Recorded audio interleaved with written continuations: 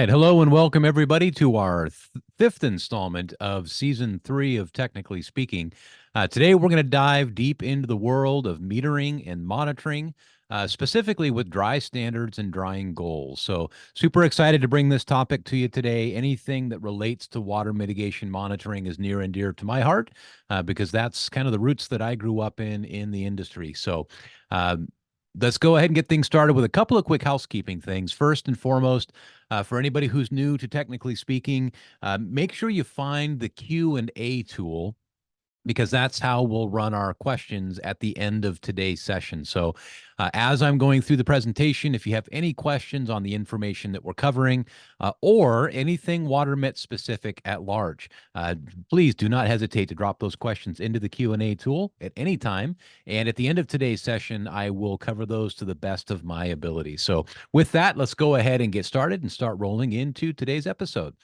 So first and foremost, quick introduction for myself. My name is Brandon Burton, and I am the Industry Relations Principal here at CoreLogic, also the IICRC Standards Chair. So a lot of what I bring you here in these topics, I bring specifically from my background in industry and standards as an educator, taught applied structural drying and WRT for a number of years when I was with Legend Brands. So a lot of the information I bring is from that context. In today's discussion, specific to monitoring, we're really going to zero in on the process of using meters in the field, understanding and interpreting that data, how to apply that data to the project so that we're making the best drying decisions, and really digging into how monitoring is a part of risk management for your organization. So we'll dig into a lot of that as we go. But first and foremost, to kind of start at the top, let's take a look at a part of something that I've shared a couple of times in Technically Speaking, something that I call the restoration process, right? It's this flow chart you kind of see faded out here on the right-hand side of the screen. And this flow chart is something that I use to really discuss the bones or the skeleton of water damage mitigation. And we've got a couple of episodes where we've covered that in detail. I'm not going to do that here today. But I do want to zero in on something that I refer to as the 4 no's of drying. So the 4 questions that we're asking in this process that are directly related to our instrumentation. And these are basically what we need to understand about the moisture in a project. All right, the 4 things that we need to be able to not only answer to, but we should be able to answer to 6 months from now or 6 years from now if anybody asks a question based on our documentation. So let's analyze these a bit and kind of dig into them. And with that said, the first one I want to touch on here is specifically understanding what is affected in the property, right? This is kind of the first step in terms of moisture monitoring and investigation. The very first thing we need to know about a project is what is actually affected on that project. And it's an interesting one because as an industry, I don't think we do this very well. We make a lot of mistakes right from the foundation of just knowing what we're trying to dry, right? And how can we deploy anything else that we understand about our drying Godzilla natures, right? If we don't know what we're trying to dry to begin with, right? So it's really critical that we get this one right. And I love this photo that I've got here on the screen because it says so many things wrong about knowing what's affected. I've got a pin type moisture meter, which I like pin type moisture meters. But this pin type moisture meter is being applied right to the surface of a piece of gypsum wallboard. And I've got this wet reading. And quite honestly, this tells me absolutely nothing.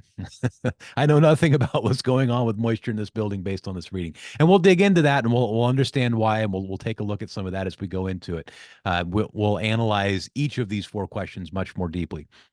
But once I know what is affected and what we're actually dealing with, which by the way is not a wall, right? It needs to be the material specifically that we're monitoring. The next thing we need to understand is how wet those materials actually are.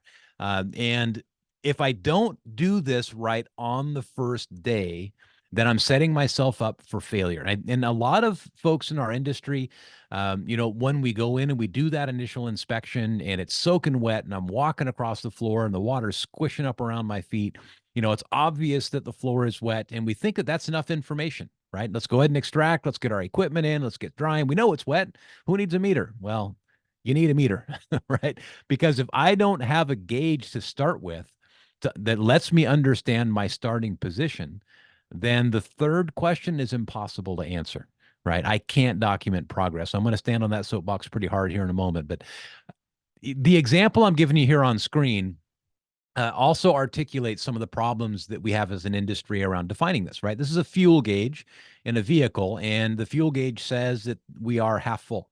We're at 50%, right? So my pop quiz to you is, how much gas is in the tank? Does this really quantify anything?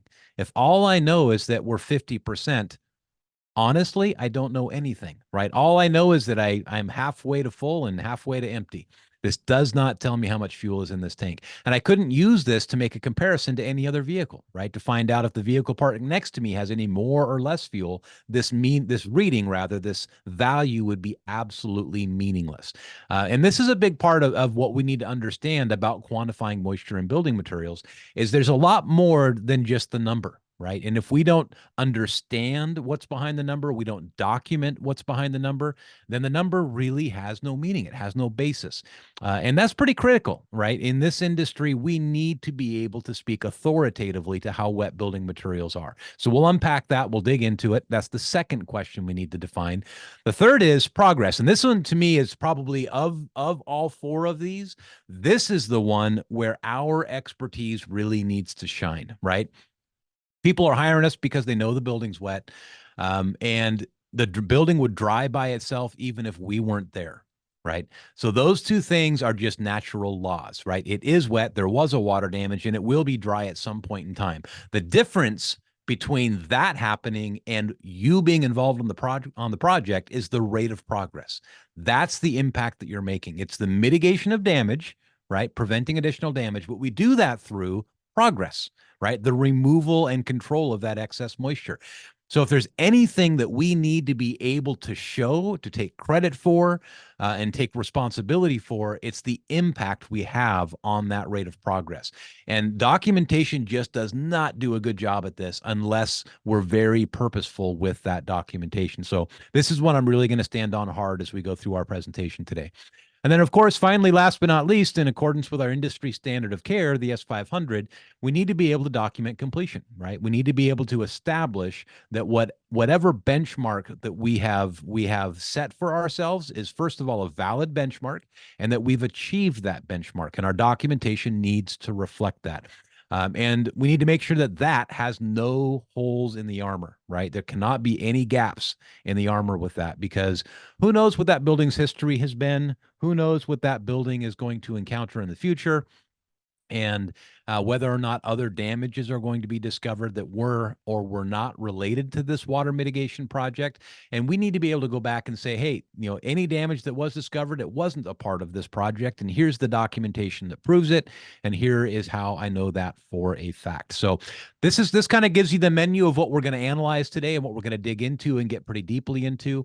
Once we're done defining these questions and how to do them properly, then I'm also going to explore the meters themselves a little bit. And I want to talk about the strengths and weaknesses of some of the instruments we have in the industry, proper use, and proper combination of those meters, if you will, for thorough job site inspection and job site monitoring. So that's what's on the docket. That's what we're going to cover.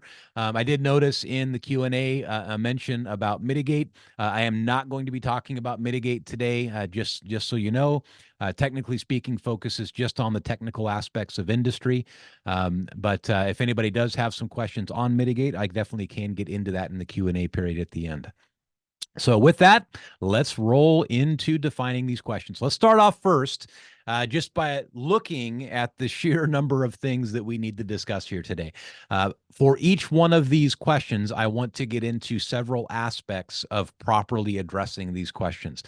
So basically, we're going to drill into each one. And as we drill into each one, I'm going to share with you some best practices, some pitfalls to avoid, et cetera, et cetera. Let's start by talking about documenting what's affected. Now, the simple with documenting what's affected is we need to start with the source, or sources on a more complex loss. But where did the water originate from, right? That's the simple. And then from that, we need to track from that source out in every direction that there's a risk or potential that that water may have moved, traveled, or migrated, right? as we perform this assessment of the water's migration, the first kind of best practice thing I want to point out here is that we, as professionals in this industry, really need to separate the terms assembly and component. Anybody who's been with me on Technically Speaking, you've heard me really stand on this several times. But as an industry, we can't track moisture by only understanding which assemblies are affected. We have to understand the components within that assembly. And the example that I'm giving you here is an interior wall. So this is a wall. That's the assembly, right? It's an interior wall. But the components that make up this interior wall are the 2x4 studs, the plates, the base trim, the drywall or gypsum wall board, the wall cavity insulation. Those are the components. And when we're tracking water migration, we have to inspect and assess each one of these components. And if there is a chance that any one of these components have been affected, then they have to be inspected, right? If we identify that moisture is present in that component, then that's something we have to track and monitor through the drying process, but not as an assembly.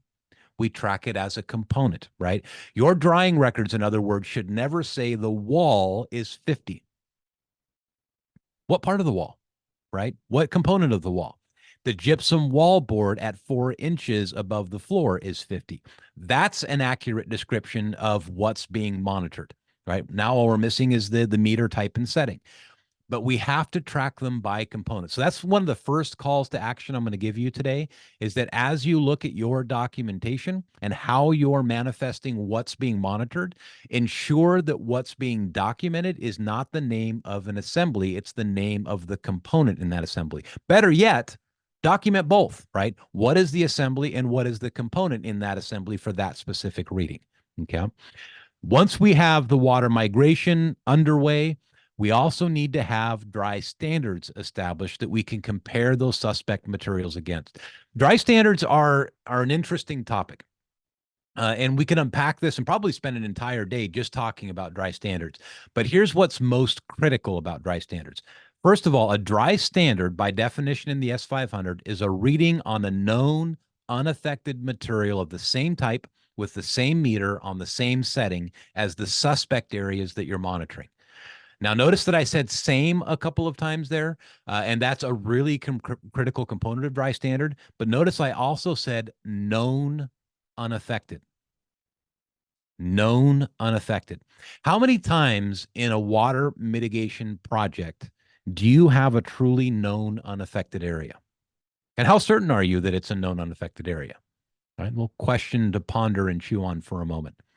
So at a minimum, when you establish a dry standard, there's another meter that you should use, and that's a thermal hygrometer, right? If I'm going to another area of the building and I want to establish my dry standards by taking sample readings on unaffected materials, you really should establish that that unaffected area truly is unaffected, right? If this water damage happened 3 years ago, it affected 70% of the building. A central air system's been running for 3 days, spreading humidity throughout the building, and the unaffected area has an elevated relative humidity. Then can you get dry standards from that building? No, you can't. All of those materials are now suspect for being affected because we've had elevated humidity for an extended period of time, right? So one of the things that I really advocate for as establishment of dry standards is that if you do have a true unaffected area of the building, great, wonderful. Get your dry standards from there, but document that it was unaffected. Your dry standard record should include a temperature and humidity reading from that space to establish that it's unaffected. But if you don't, that's okay. There's another way to get dry standards. And that way is to have samples of the common building materials that you encounter in your area that are stored in a known unaffected space, AKA your office, right? And these are being used as the samples for your geographic area that you're establishing dry standards off of using the instruments and settings that your technicians deploy. Right. I advocate for this pretty hard for a couple of different reasons. Not only is it a good way to establish a known unaffected sample, it's also a great way to train your technicians on how to use meters on some of these different building materials, right? Most of you probably have, and if you don't, I encourage you to do this. A once a week stand up with your technicians, a technical stand up where you say, okay, this week we're going to spend 15 minutes talking about X technical topic, whatever it is. And once a week, you sit down and say, okay, we're going to learn how we use a moisture meter to monitor plywood subfloor into carpet. This is how we do it, right? So that everybody's doing it the same way. And you grab the meter that everybody's going to be using for it. You show the method for how to do it. You show the method for how to document it. And this is so critical because in establishing a dry standard, remember I said that you have to use the same meter on the same setting. Well, you have to do the same thing in monitoring, right? Whatever was done day one, you've got to do it day two the same way. There's only one wrong way to monitor a building material on the second day, and that's different than it was done on day one, right? So if all of your technicians aren't doing it the same way, then your technicians are doing it wrong, if that makes sense. All right. And we'll unpack some more of this as we go through. But dry standards are critical to the process because those meters and those instruments, they were not set and calibrated for, a 2x4 plate in a wall assembly. They were calibrated for a very, very specific species of wood at a very, very specific temperature. And when you use that meter on anything else other than that species of wood, the value that you see is not an actual percentage of moisture content. And that's okay. It doesn't matter that it's not an actual percent. What matters is that you have a known control sample from an unaffected building material and that you're comparing against that known unaffected sample. That's all that really matters. Higher is wetter and lower is drier, and different from yesterday means that water is changing, right? So as long as we've established that known unaffected sample, and we know what meter was used and what setting it was on, that validates for our dry standard. Now, from there, we have to establish a drying goal. A dry standard and a drying goal are not necessarily the same. Okay, according to the S500, a drying goal is a reading from a building material that is established to prevent additional damage from occurring. We know that that value will prevent decay. It'll prevent any anomalies that would occur with the building material's appearance. If its aesthetic quality is important, it will not degrade because of moisture over time. The dry standard is just one way that we inform that drying goal, right? It's one data point. We also consider our knowledge of the region, our knowledge of the materials, our knowledge of the instrumentation, and we establish a drying goal with all of that considered, right? So you are allowed to establish a drying goal that is different from your dry standard. One thing the S500, by the way, does also require is that the drying goals be agreed upon. Just a step in the process that I think a lot of restorers miss, in other words, is that we communicate, and you can do it as a part of your work authorization. You can do it a part of your contract. You can do it a number of different ways, but we establish that our drying goals are X, Y, Z, and we get sign off that these are the goals. The project is not complete until we achieve these goals. All right, so that's establishing a drying standard. Once we have our dry standard, we have our source, we have our suspect assemblies, then we start tracking the actual migration into those assemblies and into those specific components. And the miss that we commonly run into here is that as you're tracking water migration, you should be documenting the unaffected materials you find. And I want to stress this one for a second, because when you first hear that, it seems like it seems a little odd, right? Why would I need to document a material that was not affected on my initial inspection? And here's the reason you do. Why did you check the material to begin with? Think about that for a second. If you put a meter on that 2x4 wall plate behind the kitchen cabinets, you did it for a reason. The reason you did is because you thought, as an expert, there was a chance that might have been wet. Maybe you found water under the cabinets. Maybe the water migrated down the wall cavity behind the cabinets. I don't know what the reason was, but whatever the reason was, you checked it because there was a chance it was wet. And if you as an expert thought it might have been wet, do you think any other expert down the road or in the future might also think it could have been wet? The answer is yes, right? So if it wasn't wet, you need to document that, especially because you're there dealing with a water problem. And especially in the example I just gave you, and behind a set of kitchen cabinets or whatever else it is, there are existing water sources there. There could have been a water problem there in the past. There could be a water problem there in the future. And the last thing that you want is for somebody to do a remodel, find mold behind the cabinets and say, oh, we had a water damage 2 years ago. Let's see whether or not that water damage caused the problem. and they go to your documentation and find out that you were wet on the kitchen floor, you were wet under the cabinets, but no documentation of the plate behind the cabinets, no documentation of the drywall behind the cabinets. Now, you inspected them, you found they were dry, and because you found they were dry, you didn't document them. So you kind of see the gap there, right? So if you do inspect it as a part of water migration and you find that it's unaffected, congratulations, you found the edge. Wonderful. Document it, right? If you don't document it, it didn't happen. Document it. Okay. So that's one of the misses that I see commonly made in industry. And I've seen that come back to haunt a number of restorers. I could share a number of horror stories that have originated from just failing to document the edge.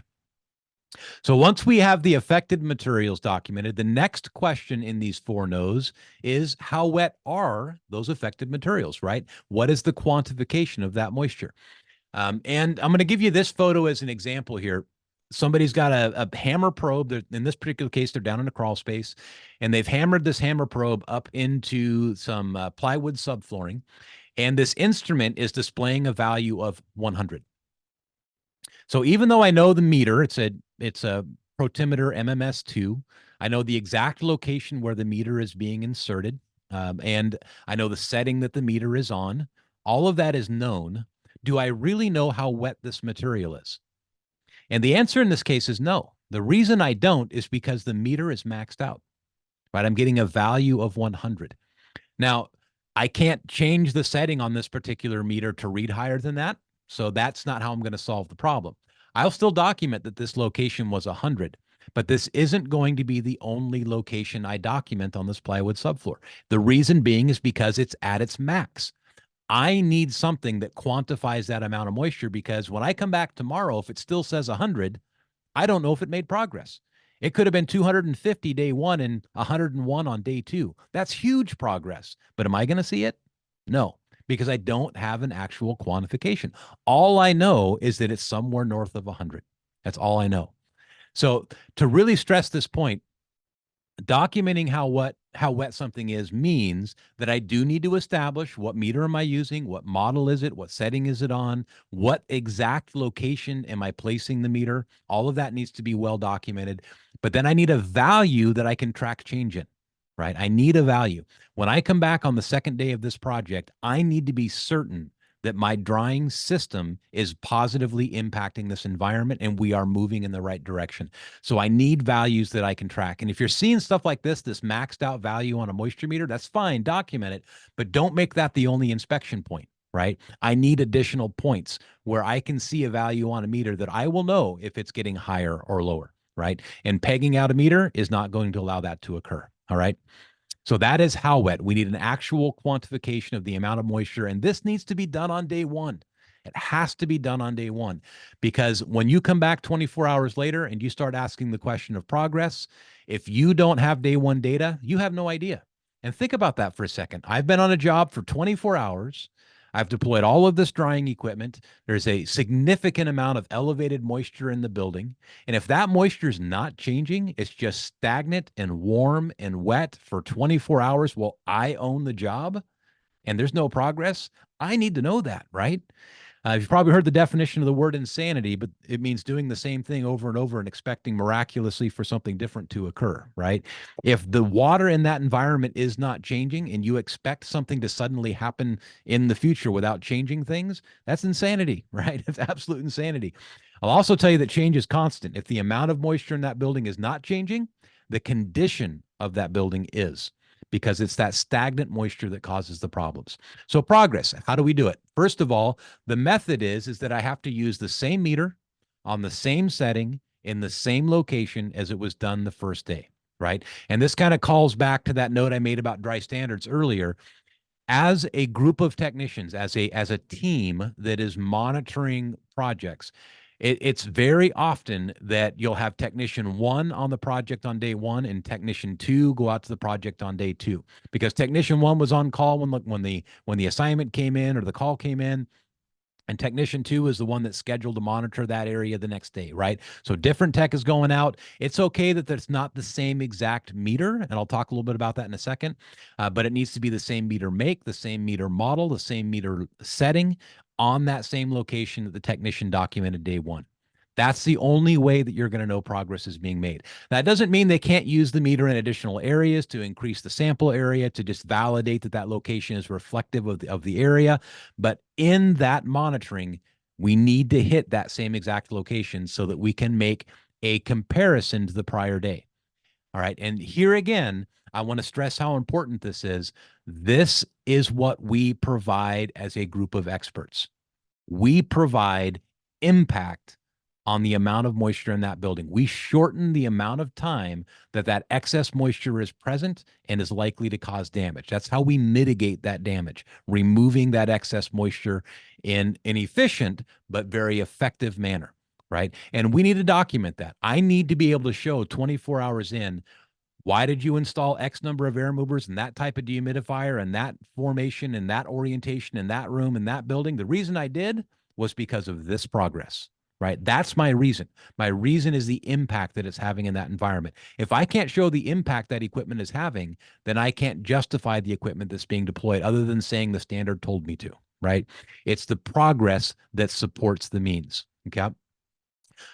So with that said, I want to just kind of stress again, if in your process with your technicians, you do have technician one going out day one, technician two going out day two, and they're not using the same inspection kit to document this, I'm going to add something else to that dry standard discussion that we had a moment ago.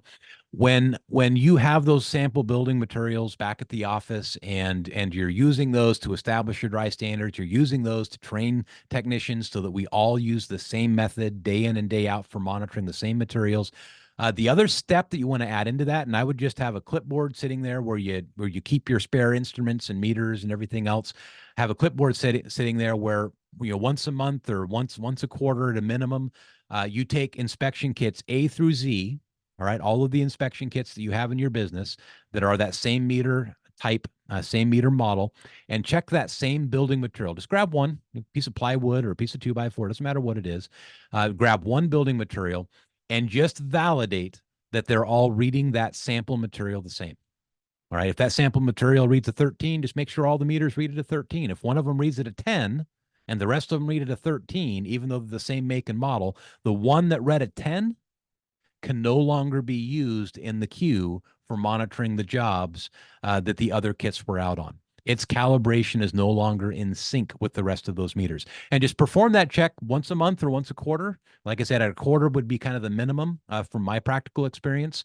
But do that once a quarter and just log on the clipboard. It was done. This is what we did. Checked kits A, B, C, D, E, and F. Validated consistency and calibration. And just keep a record of that. Because if you ever do get challenged on your documentation, it's going to be a wonderful thing to show, to say how how valid and how detailed your process is in your business to ensure that you're deploying best practice. Okay. All right. So kind of moving along the process here, if we do not see progress in the monitoring, we do not see a change in the moisture content, then again, I remind you of the definition of the word insanity. You have to adjust the drying plan, right? So if the plan is working, the temperature, the humidity, the air movement and distribution is effectively drying the structure, wonderful. Continue until you achieve your drying goals. If that temperature, humidity, and the air movement and distribution are not effectively drying those building materials, that is your justification for making change. Additional air movement, relocation of air movement, better dehumidification technology, more dehumidification technology, or removing some building materials, perforating building materials, putting holes into wall cavities and assemblies, whatever option makes the best sense on that particular project.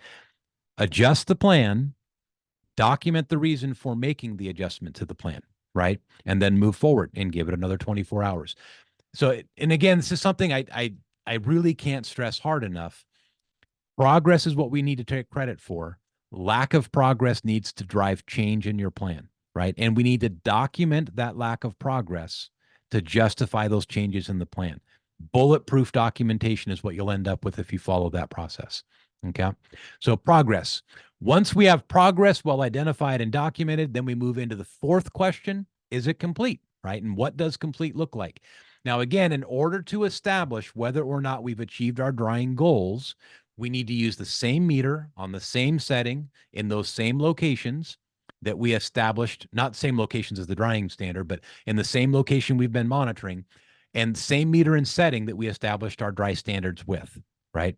That's how we establish whether or not we're nearing completion. Now, remember, dry standards are just one method of informing that drying goal. You are allowed to modify from that dry standard based on your knowledge of the region, your knowledge of the building materials, your knowledge of the instruments and settings that you're using as a part of your inspection arsenal. Any of those can make a modification from dry standard to establish a drying goal. And then last but not least, as I said, remember the S500 does actually require we get communication and agreement on those drying goals. Document the value that has been achieved as a part of that drying goal. And then last but not least, kind of as a pro tip, when you have established that the monitoring location has achieved the drying goal, I strongly advocate that you then move your instrument out to a broader area and validate that that location is truly representative of the larger area that you're drying. In other words, if you've been monitoring 2 spots in a 10 by 10 room in the plywood subfloor, and that's what you've been monitoring, and both of those spots are showing that they've achieved the drying goal, you might want to add in 5 or 6 additional sample locations just to validate that they agree with the 2 samples that you've been tracking. Arguably, you should be doing that each day that you monitor, right? Just validate that that sample area is reflective of what's happening in the rest of the room, even though what you're focusing on are those 2 sample areas, okay? There's no standard established for how many samples you need per X number of square feet. The only requirement is that we're monitoring each affected material, okay? So there is no standard for how many samples need to be established. All right, so that establishes for us the 4 no's of drying. As I transition now into the next topic, I want to send out a reminder to everybody to use the Q&A tool. The Q&A tool on Zoom is where I will go at the end of this presentation to answer any questions that you have. So if anything I just covered on the 4 no's of drying, if that spurred any questions for you and you want to talk about any of that deeper, drop a question into the Q&A so I make sure that I hit on that when we hit the Q&A later. The second part of this presentation, I want to focus on the instruments, on the meters that we use for documentation in water mitigation. And I'm going to focus on 2 primary types because these are the instruments that are truly measuring the amount of moisture, at least relatively speaking, the amount of moisture in building materials. And we refer to this as the invasive and the non-invasive. Now, invasive has a lot of synonyms. Some people call them pin-type moisture meters. Some people call them destructive moisture meters. Lots of different names that I've heard used for it. I don't like using destructive because if I start calling it a destructive moisture meter and I talk to my customer, that's not going to send a lot of good connotations, right? So I like calling them invasive. That's my favorite terminology for it. Then we have the non-invasive. The non-invasive meters, they could be called non-destructive meters. They could be called non-penetrating. I've heard that phrase used to describe them. I don't like using non-destructive because if I call this non-destructive, then what does the homeowner think about my other meter, right? And I don't like calling them non-penetrating because it's not accurate, right? They actually do penetrate. They just don't do it with a pin, right? So non-invasive. So my favorite nomenclature, my best practice naming, if you will, of these instruments is invasive for the pin type, non-invasive for the non-pin type. So you'll hear me refer to them that way for the rest of this presentation. So invasive and non-invasive. Let's zero in on the invasive instrumentation first and talk a little bit about those. On the invasive instrumentation, first of all, kind of the nuts and bolts. We're talking about a meter, right? And that meter has either on board or through an attachment a couple of metal electrodes, right? The one that you see drawn out here on my chalkboard is the slide hammer electrode, right? Those 2 little pins sticking out the bottom of it, and a slide hammer that lets me drive those pins into semi-porous materials. Now, the core technology in an invasive moisture meter is that it's just measuring electrical resistance between the 2 metal electrodes, right? Straight up measuring ohms. And the meter is calibrated to translate that electrical resistance into an approximate moisture value. Most of these meters are calibrated for spruce species softwood at 70 degrees Fahrenheit. That's usually where they're calibrated. So if you use this instrument in common framing materials, a lot of them are spruce, although they can be other species. The number that you're seeing there, as long as the building material is at room temperature, is pretty darn close to the actual percentage of moisture content, right? However, I think as best practice that you should never use the term percent moisture content because you just don't know. Is it at 70 degrees? Is it spruce species or is it a different species? Because when you use the term percentage moisture content, you're making a very specific claim. You're saying that the amount of moisture in the material is a percent of the material's oven dried weight. And you just don't know that for a fact. So generally what we say is it is the moisture level or the points of moisture. And that's better language to use in your documentation and even your verbal descriptions. The nice thing about a pin type moisture meter is that you can be very precise with the location. You get a very high accuracy and repeatability in the value, and you can even control the depth you're obtaining the reading from. Part of the reason you can control the depth is, in particular, with this slide hammer electrode that you see pictured on the left, these pins, which I'm now showing you over here on the right, they have an electrical shielding along the shaft of the pin and are only exposed to obtain a reading at the very tip. So if I want to go through a wet carpet and a wet cushion and read whether or not the plywood subflooring beneath it is truly wet and has absorbed moisture, I can shield myself from that wet carpet and pad and read the plywood subfloor in isolation. And that's super meaningful, right? There's a big difference between a job where the carpet and pad are wet and the top of the plywood is wet, but the core of the plywood is mostly unaffected, right? Knowing that has a huge impact on my drying strategy. And if predominantly all I've got to dry is carpet and pad, I can do that pretty quick, right? And I can do that pretty aggressively without having to worry about manipulating carpet and pad. But if what I find out instead is that not only is the carpet and pad wet, but the plywood is saturated at the top, it's saturated in the middle, it's saturated on the bottom. And in fact, when I keep driving my pins, there's not one layer of plywood, but there's two. And guess what? The second layer is also saturated, right? If I know that, that's a very, very different project than the project where predominantly it's just a top layer of plywood and some carpet and pad. That will have a huge impact on my drying plan and my drying approach. Technically, it's also a different class, right? The first scenario I described is a class 1 or 2. The last scenario I described that has deep pockets of saturation is a class 4, right? And the overall approach, even in the standard of care, is quite different. So these insulated pins give me huge precision, great accuracy, and depth control over my reading. The unfortunate side is that they are indeed destructive, right? I have to insert them through the building materials and make a hole in that building material in the process. Now, in carpet and pad, who cares? It's full of holes anyway, right? Nobody's going to know the difference. But if it's a hardwood floor, somebody's going to care, right? Or if it's ceramic tile, we're really going to care because it's going to cause a lot of damage to that ceramic tile, right? So that's kind of the drawback. The other drawback is that you have to keep changing out the pins, right? Those pins do wear out over time. If you're using these slide hammer electrodes and you've had them for 5 years and you've never changed the pins, well, you might as well be using a couple of finish nails, right? Because you won't have any insulation left on those pins. The pins generally are going to last for anywhere between a week to 2 weeks of monitoring and then need to be changed out. You can check them very easily by connecting the slide hammer electrode to your meter and then just putting your one finger across both pins and touch only the insulation and kind of slide your finger up and down on both sides of the pin and just validate that you're getting a 0 reading. If you're getting a reading through the insulation is worn out and it's time to change out the pins. I'm always surprised. I worked for a long time for Legend Brands, about 25 years. And I was always surprised that we sold more hammer electrodes than we did replacement pins. That's a really expensive way to change out your pins, just buying a whole new hammer electrode. And what it tells me is that people weren't changing out their pins, right? You completely lose the value on those pins if you're not changing them out. Quick pro tip, by the way, on the use of an invasive meter. One of my favorite things with invasive meters is that you can use just about anything for a probe, right? Your contact probes can be screws. They can be drill bits. They can be all kinds of different things. And this was one of my favorite things because I hate spending time in crawl spaces. Better part of my career, I was always the little guy on the job that got sent down in the crawl space all the time. So I loved the fact that I could take a couple of long leads of wire, a couple of ring terminals, and a couple of screws. I always use stainless steel just to make sure that they made good solid contact and there was no corrosion over time. Not that you would get corrosion in the length of the average job, but might as well get the best material you can for reliability. And then when I crawled underneath the bathroom floor that had tile, so we could get an invasive measurement of the plywood substrate beneath that tile, I would set it up this way.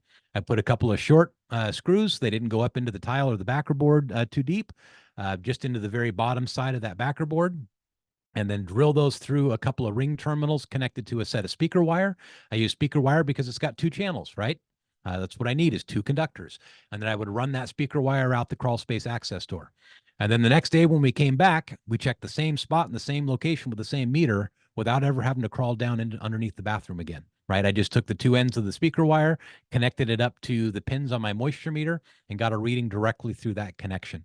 And then tracked that day 1, day 2, day 3, day 4 for progress. And again, it doesn't matter if I had some loss over the length of the wire. It's irrelevant. What was most important to me at that point was that I was seeing progress. If I have the same wire, the same length to the same location, or the same screws to the same spot underneath that tile, then a drop in value is a drop in moisture level, right? Saved a huge amount of time, kept me out of crawl spaces, and gave us high integrity in the moisture reading. So I leave you with that kind of as a pro tip, is that you really can use just about anything as your contact probes. What I lost there was my depth control, right? I didn't know where along the screw the moisture was. All I knew is that my moisture at its wettest point along the screw was a 70 on day 1. It was a 55 on day 2. It was a 31 on day 3. And it was an 18 on day 4. But as long as I knew it was dropping and making progress, I knew the system was working. Okay. All right. So I'll leave you that as a pro tip. Let's move over to the non-invasive moisture meters. On the non-invasive side, the technology in non-invasive is that they produce an electrical field and they measure the dielectric properties in that field. Translating that to English a little bit, at least, is that they're measuring capacitance, the capability of the material to hold and dissipate a charge. The moisture that is present in the material has a huge impact on that. And all other things being equal, the more moisture is present, the higher the capacitance of that material, because moisture and electricity have a pretty tight relationship. Having said that, there are other things that also affect that dielectric property.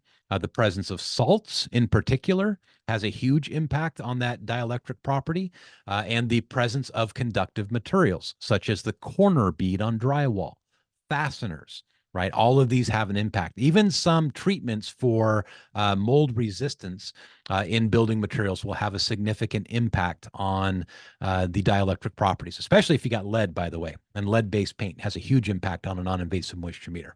So the technology is just measuring capacitance.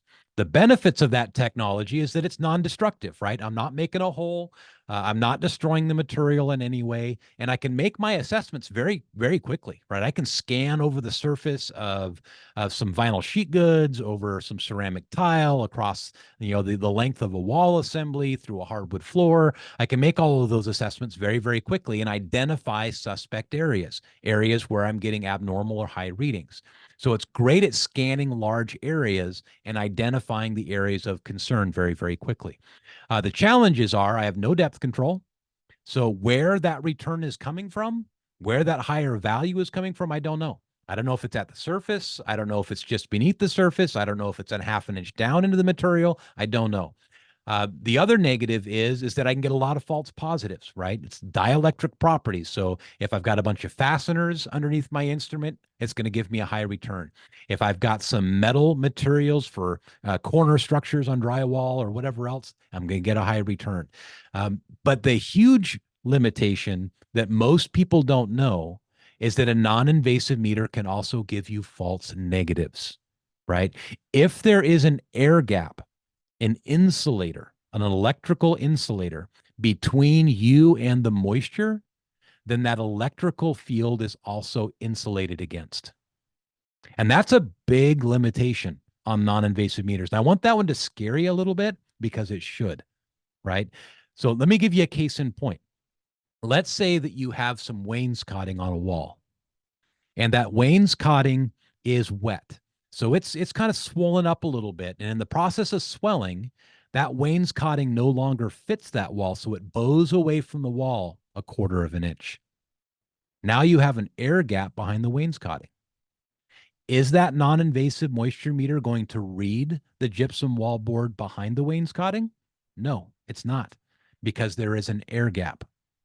Let's say you have some furring strips that are separating one material from another. The instrument's going to stop at the first layer. It's not going to read the second layer. Let's say you have a hardwood floor and there's been a little bit of swelling across the face of the hardwood floor, and you've got a little bit of an air gap between the hardwood floor and the substrate. You're not going to measure the substrate. You're only going to measure the hardwood floor. That's a really important limitation on non-invasive moisture meters, is that an air gap is going to kill the signal. You're only going to read through solid materials. And the moment you hit a breach in that solid material where there's an air gap present, the signal is going to stop. Okay.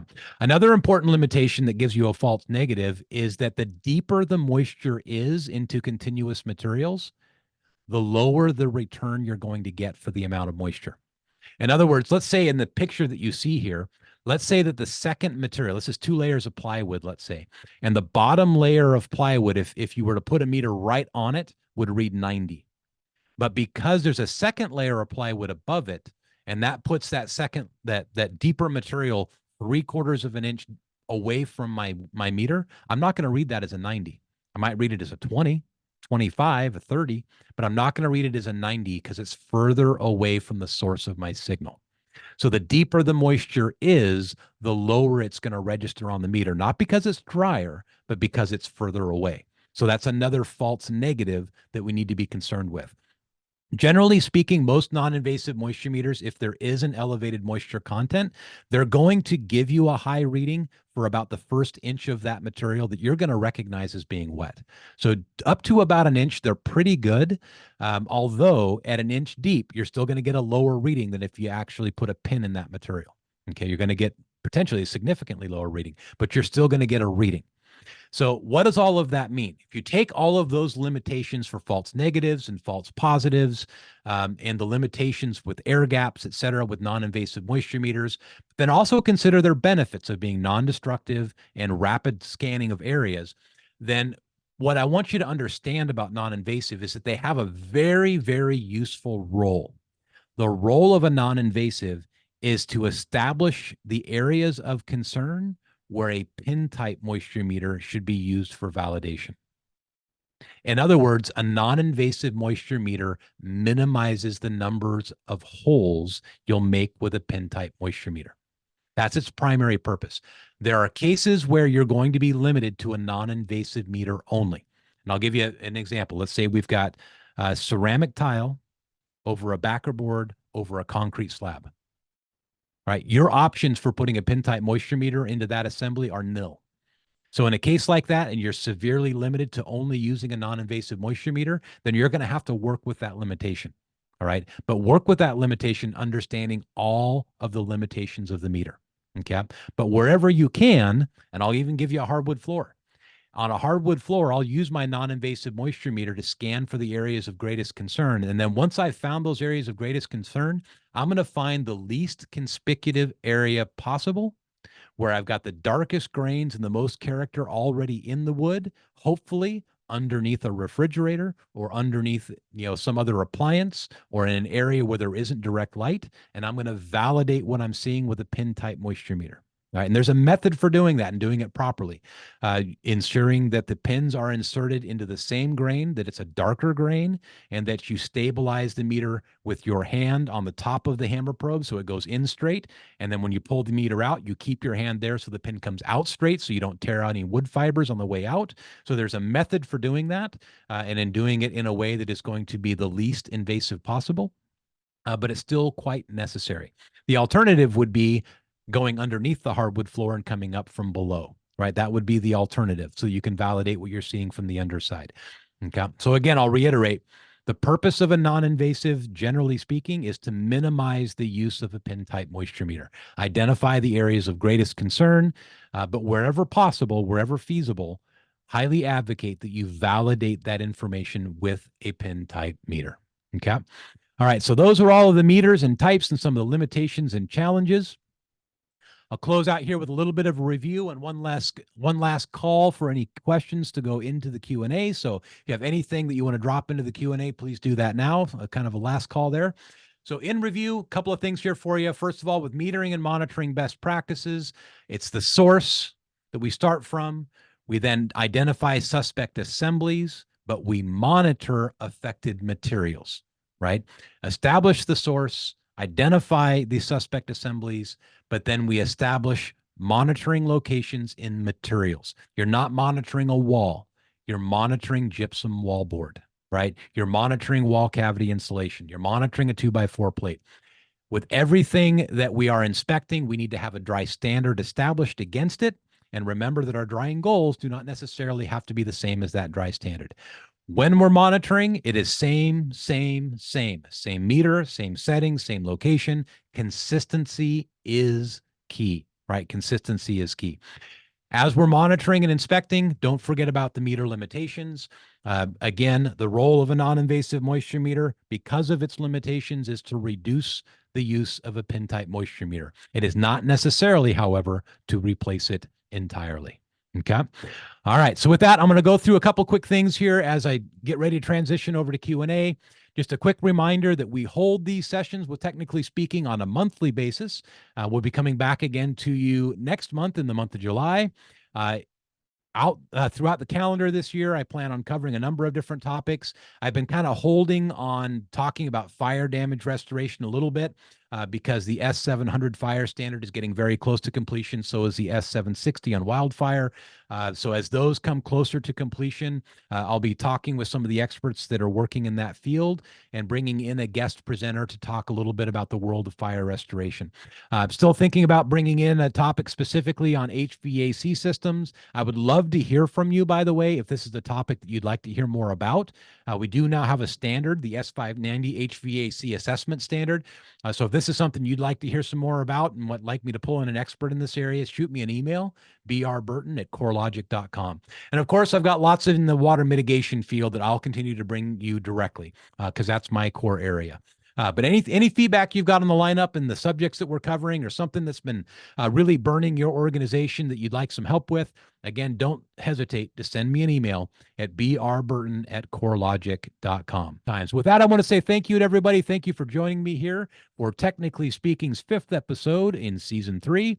Again, if you want to have any contribution to the topics I'll be covering this year, send me an email at brburton@corelogic.com. I'd love to hear also what you think of the topics that we've covered so far this year. Any feedback that you have for me at all will have a direct influence on the content that you're hearing throughout the rest of this season and into next. So thank you for joining us today. Have a wonderful day, and we'll see you next month.